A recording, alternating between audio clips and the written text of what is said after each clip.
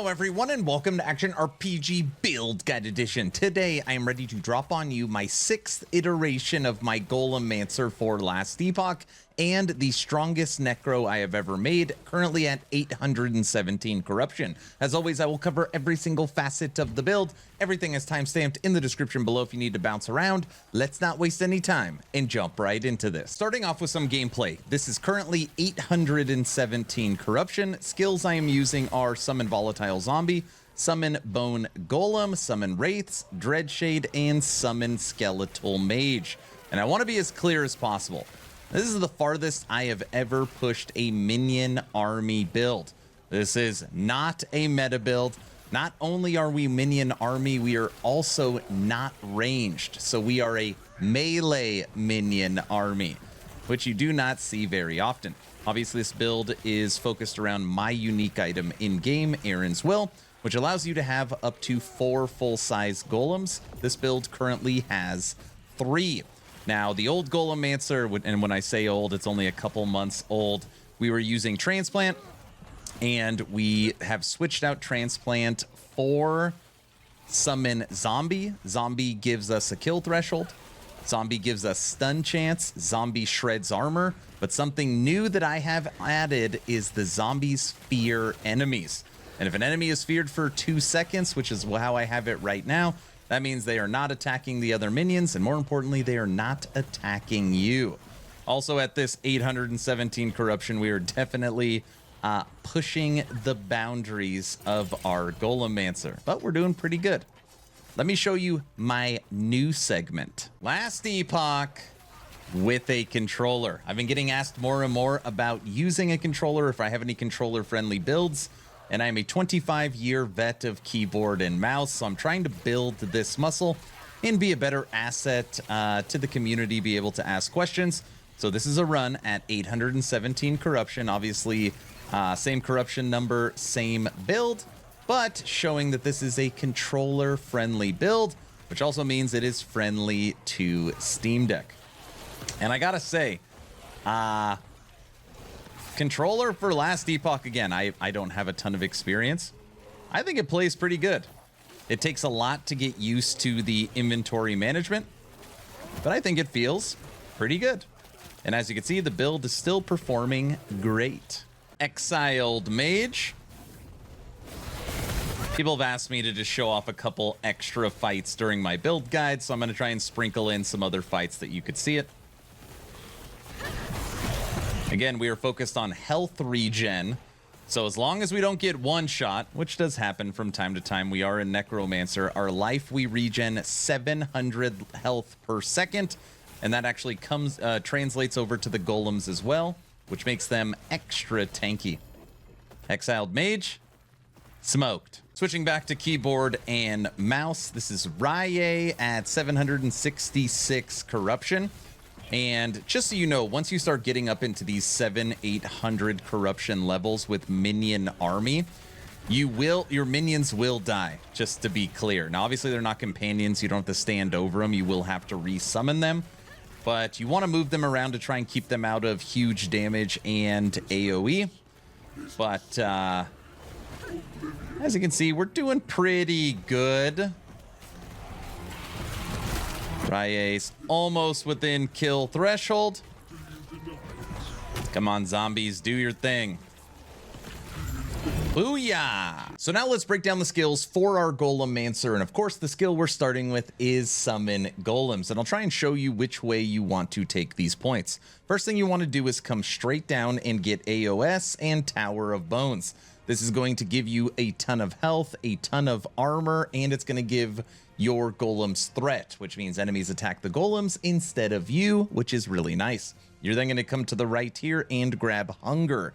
This makes it where when the golems hit, it actually leeches life back to you as a form of sustain, which is awesome because you have 3 golems. You then want to come up here and to the left, and this singular node is what really helped jettison this build from 600 to 800 corruption, and it is Bone Growth. Your golems has additional health regen based on the total health on you, which means your golems inherit your health regen, which obviously you have a ton. Now, currently I have 24 points into Golem. You could actually get Golem as high as 27, 28. If you are able to achieve that, you want to put your points right here into AOP, which is going to boost the armor of your minions and your golems. Moving over to Dreadshade, and Dreadshade is basically in its normal form. You're going to take this path right here, which is going to boost your area. It's going to boost your multiplicative damage. It's going to boost attack and cast speed. I want you to take Lone Watcher, which means you can only have one, but it no longer drains the health of your minions. You don't want to kill your golems. You also want to put one point into Death's Heart just so that your minions have damn chance. You then want to come down and get that base 12 necrotic damage. You then want to come up and grab Martyrdom, which is going to give you armor per vitality. And then lastly, you want to put 3 points into Flesh Harvest, which is increase the buff rate per 3% missing health on the minion, so that as the minion takes damage, they actually get stronger with that Dread Shade. Moving over to Summon Skeletal Mage. So I've moved away from Transplant and back into Skeleton Mage for our movement. You want to come to the left first, and you want to get Grave Passage, one of the best movement skills in the game, and it's going to bring 9 minions with you, so you are always protected. You then want to come to the right and unlock Death Knights. You then want to come down and get an extra Death Knight and boost the crit chance and the crit multiplier. Moving over to Summon Wraiths. These are your strongest DPS minions, but you only get 2. First thing you want to do is come down here and turn them into Twin Spirits, which are permanent minions. They no longer decay. And because of that, you are going to get a 180% multiplicative damage boost to your Wraiths. You then want to come up, boost their attack speed, and then you're just going to go around the horn. Necrotic damage with Leech, and then you're going to boost their critical strike chance and their critical strike multiplier up to 90%. And if you have extra points here, you want to put them right here. You can get an additional 80% life on your Wraiths. Last but not least, we are back into Summon Volatile Zombie. Now, I moved away from Volatile Zombie and went into Transplant and then spec'd into summoning Wraiths all the time. That was the last version of Golemancer. I am back as a believer that zombies are better. And there's a couple of reasons for this. So what you want to do is first come up. You're going to get mana efficiency. You're going to get stun chance. You're going to get kill threshold. But more importantly, something that's actually, again, helped push this build is this node right here that I literally never take. This is Army of Nightmares. And this makes it when your zombies explode, they fear enemies. And it's only for 2 seconds. But that 2 seconds of fear going off all the time, the enemies basically stop whatever they're doing. And if the enemies are feared, guess what? They aren't attacking your minions and they're not attacking you. It is an absolutely amazing quality of life, but at 2 seconds, it's not annoying enough where you feel like you're always tracking down enemies. You then want to come to the left and unlock Vomit and Armor Shred. Your zombies are going to give you 25 stacks of Armor Shred. And then right here, your last 3 Grave Attunement. This is just going to be multiplicative damage and reduce movement speed, but it doesn't matter for our zombies. Those are the skills. Moving over to the passive tree, right now my Golemancer is level 100, and we've been level 100 for a while. Looking at the base Acolyte tree, you want 8 into Forbidden Knowledge, 5 into Dark Rituals, 7 into Soul and Vitality, and 1 into Soul Aegis, which is going to give your minions 300 base armor. The other 92 points all go into Necromancer. And even though this is a very old tree, even though we are waiting for threshold nodes, which I can't wait to see what EHG is going to do, there's so much good stuff inside of this Necromancer passive tree. You want 5 into Risen Army, 3 into Cursed Blood, 6 into Aegis Fall for that added shred chance. You want 8 into Blood Armor. Remember, this is a health regen build where you can regenerate up to 700 health per second. So as long as you don't take a one shot, your health goes up instantly. 5 into Mortal Tether, 1 into Unbound Necromancy because you need the +2 to skeletons in order to make your 3rd golem. We have 8 into Unearthed Arms for the physical and base melee damage. We have 3 into Dark Retribution. And believe it or not, Vanguards do decent damage. For anybody out there that's like Vanguards are a waste of time, you should take 3 Vanguards to the training dummy and see what they are made of. You are then going to go around the horn. We are taking Tyrant. Again, 1 to Tyrant's Legion for the maximum skeletons. 3 to Cling to Life. 4 to Empty the Graves. This gives you tons of health regen based upon the number of minions you have. Grab another Death Knight and then go all the way around. Frantic Summons, River of Bones, Heresy. These are all maxed. We put 2 in the Blades of the Forlorn for the chill chance. Every enemy you attack with will be chilled. 5 in the Veins of Malice. This will trigger when you use Dreadshade. And then 10 into Moonlight Pyre, which is going to give you that 10 to Fire and 10 to Necrotic. Those are the passives. Moving over to Last Epoch tools, where we're going to break down the blessings, idols, and gear, starting with blessings. And it's pretty self-explanatory. We're taking life, all resistance, endurance, physical resistance, and health regen. Health regen being the most important blessing. Now, obviously, if you're struggling with critical strike avoidance, you could take crit avoidance here. If you already have your endurance from your gear close to 60%, you could also put minion damage on this blessing, okay? So you got a couple options. When it comes to idols, stack as much life as humanly possible. We have 4 double life idols, and then these 4 are also double life idols with the exception of 1 affix you want. Chance to apply Marked of Death on hit with a minion skill. Literally, the one I use is a 3%. It doesn't matter what the roll is. All enemies will have Mark of Death because they're getting hit so often. So as much life as humanly possible. Now, looking at the gear, technically speaking, there is only 1 item required for this build, and this is my unique body armor in-game, the item that I designed, Aaron's Will.